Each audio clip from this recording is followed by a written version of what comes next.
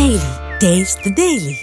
ఆయన అధికార పార్టీ నేత, కానీ కూటమి సర్కార్ అధికారంలోకి వచ్చి ఏడాదిన్నరైనా ఏ పదవి దక్కడం లేదు. దాంతో ఆయన పార్టీ వ్యవహారాలకు దూరంగా ఉంటున్నారు. అయితే ఆయన మౌనాన్ని ప్రతిపక్షాలు క్యాచ్ చేశాయా? ప్రతిపక్ష వైసీపీ నేతలు ఆయనకు టచ్లోకి వెళ్లారా? ఆయన ఇంట్లో ఓ విందు కార్యక్రమానికి వైసీపీ హాజరైంది. దాంతో ఆయన పార్టీ మారేందుకు రెడీ అయ్యారా? అందుకే వైసీపీ నేతలను ఇంటికి ఆహ్వానించారా?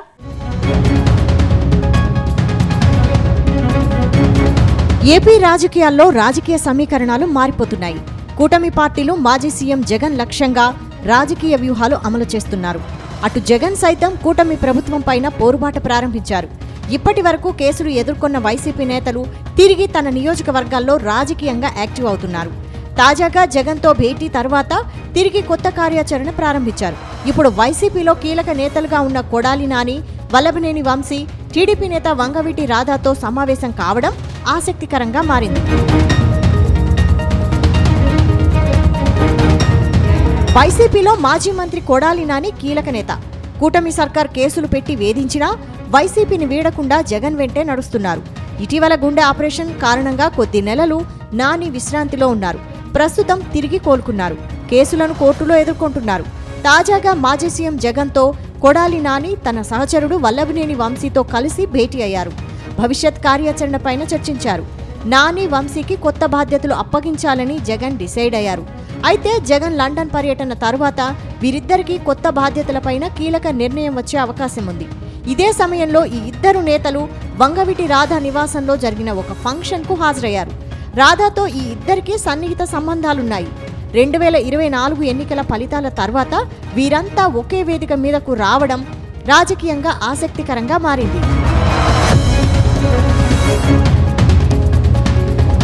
అటు వంగవీటి రాధా టీడీపీలోనే ఉన్నప్పటికీ క్రియాశీలకంగా లేరు.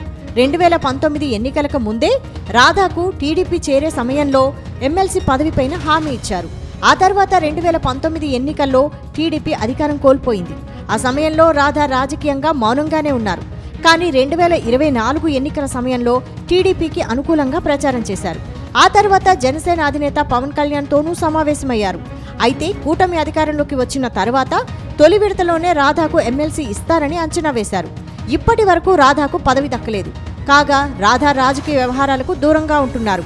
2024 ఎన్నికలకు ముందే రాధాను వైసీపీలోకి తీసుకొచ్చేందుకు కొడాలి నాని, వంశీ ప్రయత్నించారు. ఆ సమయంలో రాధా అంగీకరించలేదు.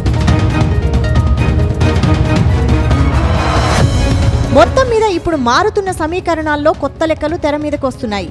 వంగవీటి రాధా నివాసంలో జరిగిన కార్యక్రమంలో హాజరయ్యేందుకే నాని, వంశీ వచ్చారని చెబుతున్నారు. అయితే రాజకీయంగా మాత్రం రానున్న రోజుల్లో ఎలాంటి సమీకరణాలు చోటు చేసుకుంటాయనే ఆసక్తికర చర్చ సాగుతోంది. మరోవైపు అధికార పార్టీలో వంగవీటి రాధాకు ఎలాంటి పదవులు దక్కడం లేదు. దాంతో ఆయన్ను వైసీపీలో చేరమంటూ అనుచరులు ఒత్తిడి పెంచుతున్నట్టు సమాచారం. చూడాలి మరి, వంగవీటి రాధా మరికొన్ని రోజులు టీడీపీలోనే కొనసాగుతారా లేక వెంటనే వైసీపీలో చేరతారా అనేది త్వరలోనే తేలిపోనుంది.